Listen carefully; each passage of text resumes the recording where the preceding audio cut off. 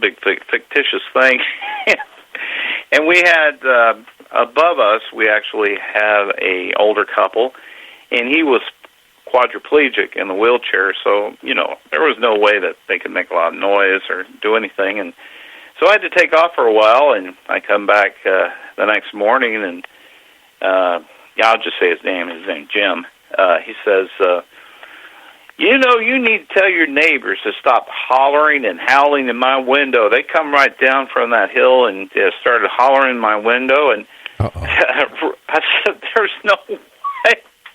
I says, are you sure that was an animal? Or is it? No, it was a human. It was some kind of human, like, they were basically coming around his window by the RV and started howling in it. And his only impression, I said, Jim, his impression was the couple up on the hill. I said, Jim, that couldn't be them, because I explained the situation.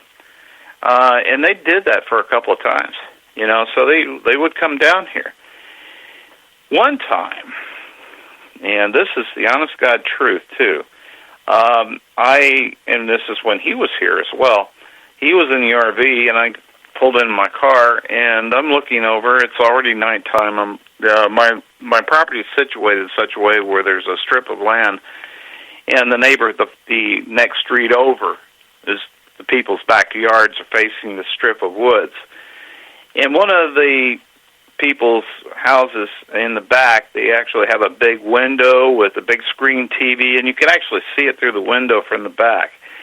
So I'm looking over there, and I'm seeing the flickering of the TV, but then I'm seeing what appears to be sets of red eyes moving around outside the scope of the TV. I thought at first it was the flickering of the TV. It wasn't.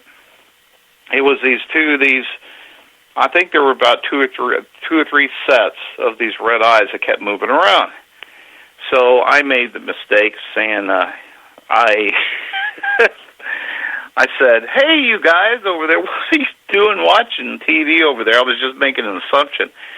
So all of a sudden you see these sets of red eyes kind of moving a little bit, and then you kind of see them turning toward you and turning away to look at the TV and turning them back at you. And one particularly large set of eyes decided to kind of move across the woods along that strip of property to the end of those logs that are in my property. And I'm standing on one end of the logs, and the one big red set of red eyes decides to come toward me on the other end of the log.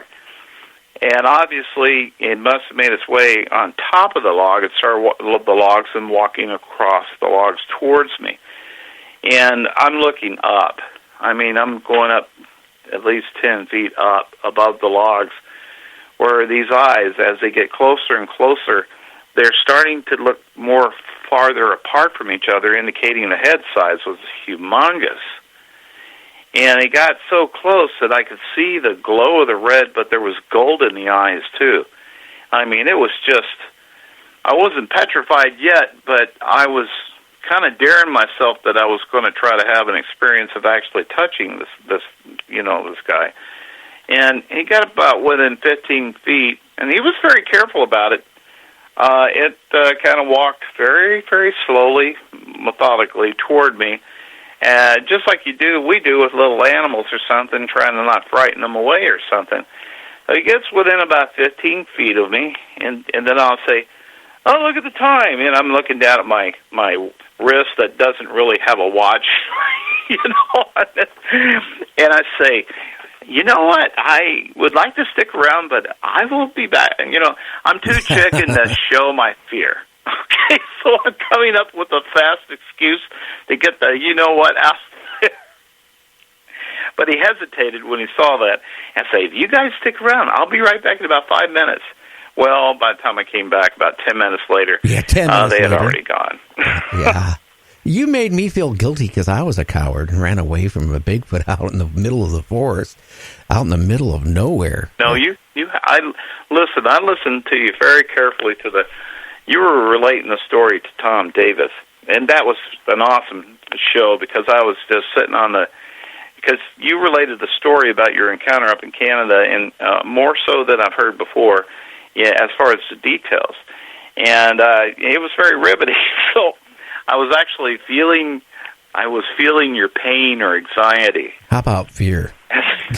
Simple fear. I was never, I've had people shooting at me. I've had, mortars go off. I have had, all kinds of things in my life at one point when I was young. And I tell you, that up there in British Columbia, up in the Canadian Rockies, scared me more than anything in my entire life. Well, I can see right now why you do. It was only then that I understood. Well, now I understand why you don't want to go camping. I don't want to go in the woods. You don't even want to go in the woods. You don't know, because based on what you were saying, at the speed this thing could go and everything, that even if you had protection, a gun or bear spray or anything, that would not have done any good. If they really wanted to attack you, there's nothing to stop them from doing it. Well, you know what? The adrenaline that if you did shoot a creature like that, I just remember my dad's brother, when I was a kid, up by Mount Shasta when they actually had bears yet and stuff.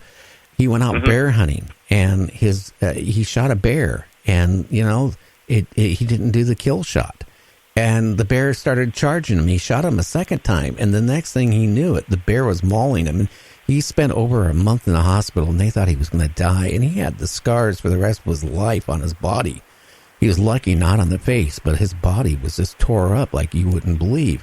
And, then the bear died, and, he almost died.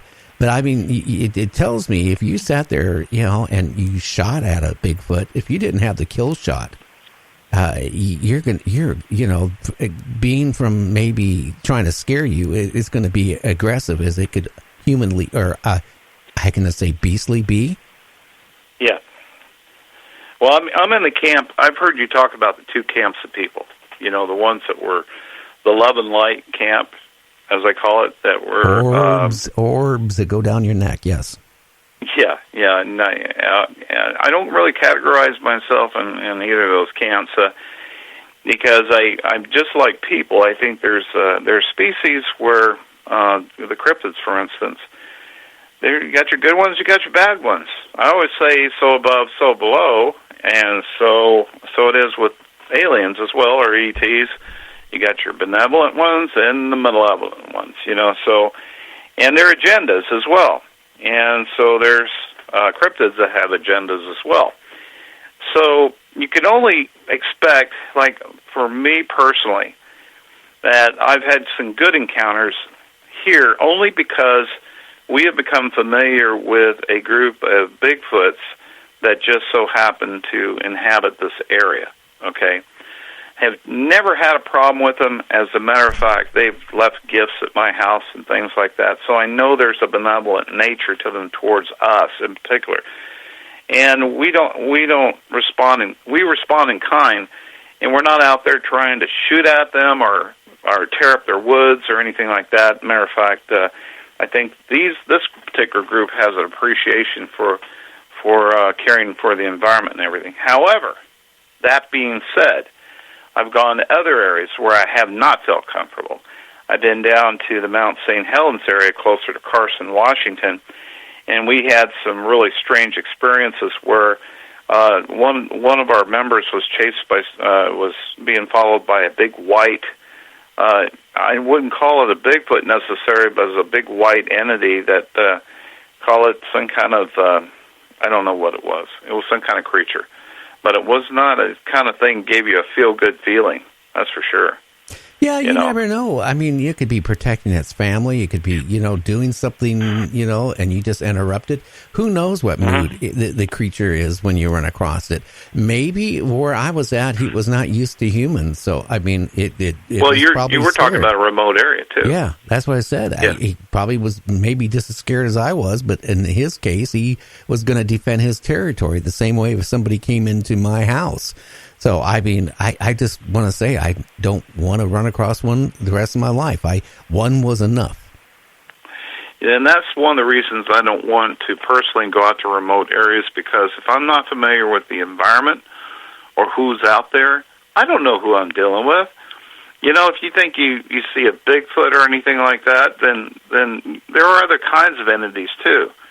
What happens if it's one of those human-eating reptilian beings? I mean, the ETs that are known to do that, and other species, and the ones that like to do the cattle mutilation or some of the things you've talked about. Then you got some real concerns. So I think that at the end of the day, you're going to have some balance, and you're going to have to be very cautious, but not go overboard on one way or the other. I think you said it really well. Hey, I don't know if I could say it any better, actually. Yeah. Hey, have you checked out my website at all today? Yes, I only was able to look for a few minutes, but as soon as I get off the air with you, I'm going to take a closer look. I had it looking really great today, but then somehow I hit a button and it deleted everything, so I had to throw everything back. It took me like 4+ hours to have everything, and it looked really good. And I put everything back together like in less than a half an hour, so it's not as cool. But I do have a link to your podcast now. I saw that. I'll have to message you after the show or something about specifics, because there's a hyperlink seems to be missing on it. But I know we're on the air, but do you use WordPress? No. Okay, you're using something else. Oh, no problem. I don't know what you're using, so... I don't know what I'm using, too. I use WordPress specifically for all my sites, and I struggled to learn its features, and every time you use something different, it seems like you got to relearn the process all over again. So, yeah. Blame it on our age. You know what? It's so true. Kids run circles around us, don't they? My grandkids, like 8, 9 years old, even one of them is 5 years old, can get on a computer and do things that I look at and I go, wow, I didn't even know you could do that. Of course, I'm not going to admit it, but my 7-year-old grandson was over a couple weeks ago and got on the computer and was doing stuff, and I go, oh, I didn't know. That saved me a lot of time. Well, my background is in IT, and I was actually instrumental in some major systems that created a very large company back east. And I had the edge on my kids when they were growing up for a while, but guess what? Things accelerated so fast, it didn't take long as I got in my 50s that I was old hat again. So what can you do? You can't keep up with the changes all the time. If someone would stick on the same thing all the time, they'd be fine, but programming language changes. Everything changes, and you're left behind if you don't keep up. Oh, yeah. Now, you want to tell people, because I got to go a break here in about 2 minutes, you want to tell people how they can find your podcast, Sam? Great, yep. Actually, if you want to go to my particular website, it's greenwaternights.com, and I do a weekly 1 to 2 hour podcast. A new episode appears every Saturday, and check it out, because I talk about everything that goes on in the Cascades. And if you do type in Greenwater Nights, the Nights actually ends in a letter Z and not the letter S. So it's greenwaternights.com. Check it out, and I think you'd be very pleased in some of the stuff, some of the information I'm bringing out. Oh yeah, people always, wanting to learn more about, little people, Bigfoot, and other, creatures. And I'm going to talk about all on each episode is covering a particular topic like that until I exhaust it, maybe in about 20 or 30 episodes from now. So I don't know. Well, I don't know. Anyway, Sam, I want to thank you for calling in. Sure, thanks, Gary. I'll talk to you later then. Okay, you have a good one. So anyway, James, are you feeling any better? Are you still feel lousy? I'm still here. I'm getting worse. My headache is so bad now I can't see straight, seeing waves. I might have to check out early there, buddy, and lay down or something. That's no problem. We're going to be going to break here anyway, so, we'll probably catch you then tomorrow then. Sounds good. I'm going to go get me some medicine for this stuff tomorrow, that's for sure. I can't deal with this every day. Okay, my friend. You take care. All right. Thank you. Bye-bye. Bye. So we'll be back in about 4.5 minutes. You're listening to Night Dreams Talk Radio After Dark, so just relax and enjoy the music. Get yourself a nice cup of cocoa or coffee or a cup of tea. We'll be back.